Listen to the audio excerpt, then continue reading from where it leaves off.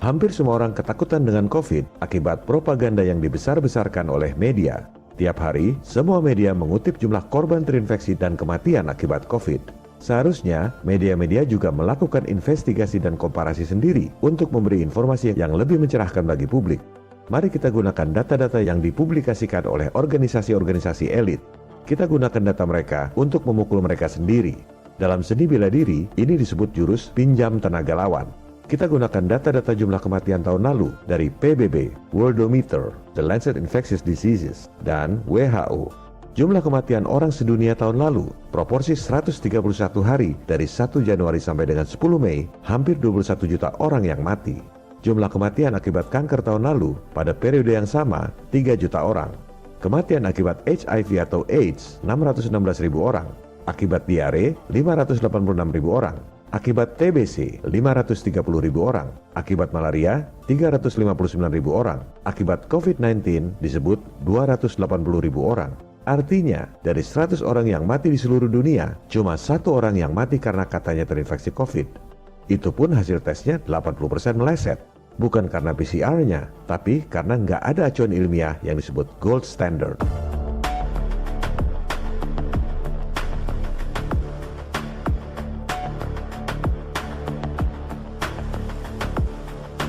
Itu perbandingan jumlah kematian di dunia. Bagaimana dengan Indonesia? Ini yang seharusnya dilakukan oleh media-media. Jangan cuma kopas data buat takut-takutin rakyat.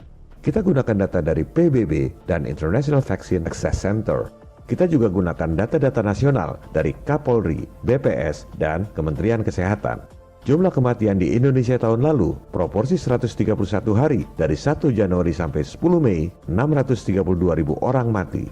Kematian akibat diare balita hampir 12.000 orang. Akibat kecelakaan lalu lintas 8.400 orang. Akibat HIV atau AIDS 1.600 orang. Berapa jumlah kematian yang katanya karena COVID? 959 orang.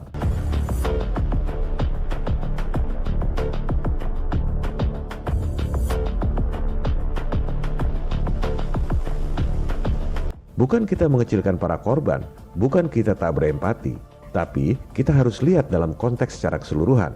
Banyak yang nanya, di rumah sakit kenapa banyak yang mati? Loh, kok cuma nanya yang 0,2%?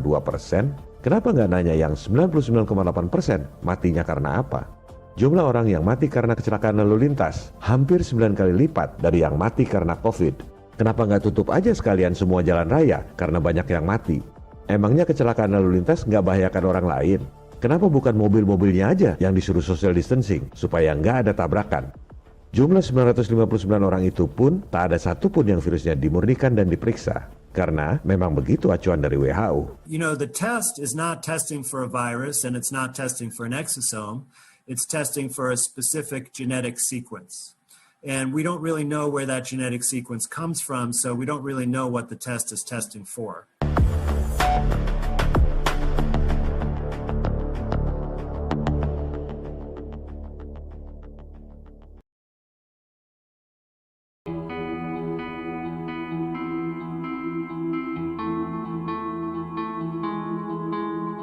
Berikut adalah kesimpulan yang akan saya tulis di layar agar bisa di-capture dan sebar lewat medsos. Sebab, menurut saya, ini adalah temuan yang luar biasa dari Dr. Kaufman.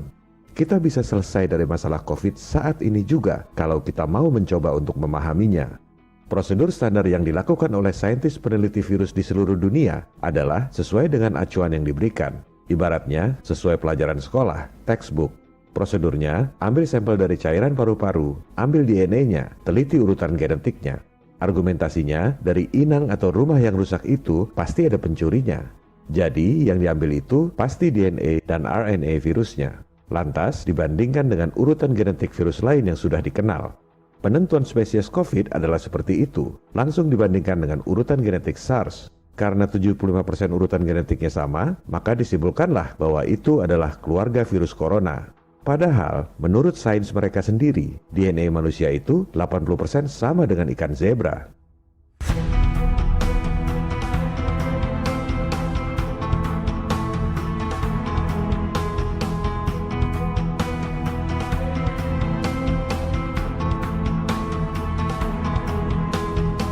Yang disampaikan oleh Dr. Kaufman adalah sampel itu ibarat tong sampah yang isinya banyak. Kalau virusnya nggak dimurnikan dulu, gimana kita tahu bahwa yang diambil itu DNA dan RNA virus? Yang diambil justru DNA eksosom, karena baik ukuran, berat, dan bentuknya sangat mirip dengan virus. Dampak dari penelitian tanpa dimurnikan dulu virusnya adalah, virusnya malah jadi tidak teridentifikasi, acuan tes pasti meleset, jumlah korban seolah menjadi banyak, dan vaksin juga salah sasaran. Mau matikan virus, yang dimatikan malah eksosomnya yang sedang membantu mematikan racun. Ini sebenarnya bukan cuma acuan buat COVID, tapi sudah dilakukan sejak tahun 2003. Bahkan, penelitian virus SARS dan MERS juga prosedurnya seperti itu. Coba Anda cek, SARS dan MERS sampai sekarang nggak ada vaksinnya. Cuman nggak dipublikasikan aja. Yang dipublikasikan sehingga terkesan mengerikan adalah HIV. Nggak ada vaksinnya, karena virusnya katanya bermutasi terus. Ada virus yang seperti X-Men terus bermutasi. Tentu sangat mengerikan. Sebenarnya, tahun 2003 itu ada peneliti HIV yang sangat kredibel di Johns Hopkins University bernama Profesor James Hildreth. Dialah yang pertama kali mengungkap bahwa yang dikira virus HIV itu sebenarnya eksosom. Makanya selalu berubah dan gak bisa dikasih vaksin, karena eksosom itu memang selalu berubah sesuai kadar racun yang ada di dalam tubuh. Ini juga bisa terjadi pada COVID.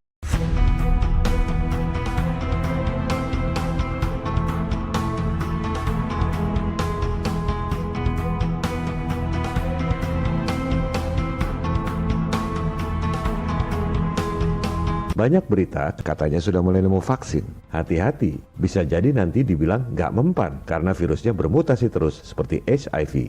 Padahal itu eksosom, salah sasaran. Ini semua karena acuannya, ibaratnya karena pelajaran sekolahnya memang mengajarkan begitu. Semua orang yang melakukan penelitian di seluruh dunia, termasuk di Indonesia, selama pakai acuan yang sama, hasilnya pasti sama. SARS, MERS, dan HIV adalah bukti nyata. Semua universitas dan para ahli yang pinter-pinter di dunia, nggak ada satupun yang bisa bikin vaksinnya, karena mereka semua menggunakan acuan yang sama. Kenapa acuannya suruh ambil DNA RNA tanpa dimurnikan dulu virusnya? Keteledoran atau kesengajaan? Kalau keteledoran itu artinya kebodohan, kalau kesengajaan artinya justru lihai, kecerdikan yang jahat. Karena dengan acuan seperti itu, virusnya nggak ketahuan. Akibatnya, nggak ada satupun orang-orang pintar di dunia ini yang bisa bikin vaksinnya. Persis seperti SARS, MERS, dan HIV.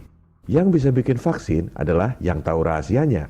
Dia lagi. Perusahaan-perusahaan vaksin terbesar di dunia, si dewa komputer Bill Gates, 2 dari 5 pendana terbesar WHO.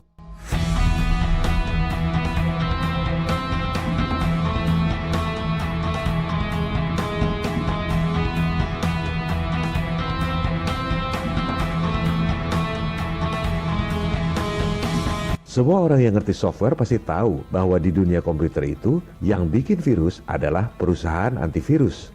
Virus komputer kan bukan makhluk hidup, tapi selalu ada virus baru, supaya yang sudah beli antivirus pun harus selalu beli update yang terbaru. Soal kesalahan acuan prosedur ini sebenarnya banyak yang tahu di Amerika, tapi siapa yang berani ngomong? Jadi kuncinya bukan pendapat dokter, tapi dokter mana yang berani melawan WHO. Interview Dr. Kaufman ini panjang, sekitar 2 jam. Masih bisa Anda saksikan di londonreal.tv.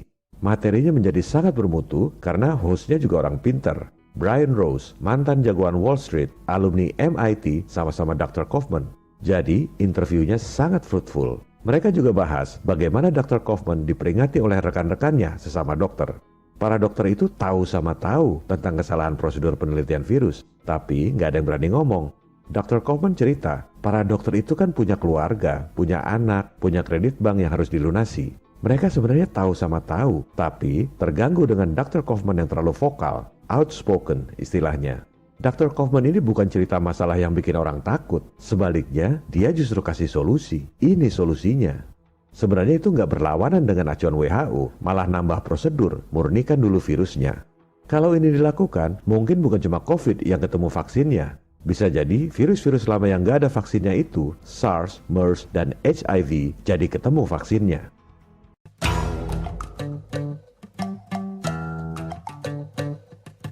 Apa yang harus kita lakukan sebagai rakyat?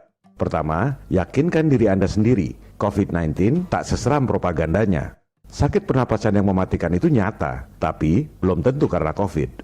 Ada 4.824 orang mati tiap hari di Indonesia, tapi tidak dibesar-besarkan oleh media. Dari 500 orang yang mati di Indonesia, hanya 1 orang yang katanya karena COVID. Itu pun berdasarkan alat tes yang kambing dan pepaya pun terinfeksi COVID. Dasar ilmiah keberadaan COVID adalah 75% urutan genetiknya sama dengan SARS. Padahal ikan zebra DNA-nya 80% sama dengan manusia. Kita digiring oleh propaganda ketakutan, lockdown, jebakan Nekolim. Hong Kong tidak lockdown, jumlah kematian cuma 4 orang, cukup social distancing. Solusi konkret untuk menurunkan jumlah korban COVID adalah alat tes yang akurat. Caranya, murnikan dulu virusnya, baru kemudian dipetakan. Dari 160.000 dokter di Indonesia, sebenarnya cukup dikerjakan oleh 10 orang saja. Yang penting action, tak perlu debat publik. Ketiga, sebarkan informasi. Share lewat WA, tele, medsos, dan lain-lain. Keempat, aksi people power. Tunjukkan kepada penguasa elit, termasuk penguasa YouTube yang jumlahnya sedikit itu, tak akan bisa melawan kita, rakyat yang jumlahnya banyak. Download video ini sekarang, re-upload di channel Anda atau channel lain sebelum di take down. Jadi, kalau video ini di take down, masih ada ribuan channel lainnya. Kalau saya mati, masih ada jutaan people power lainnya. This is John Connor. If you're listening to this, you are the resistance. Stay safe. Salam people power.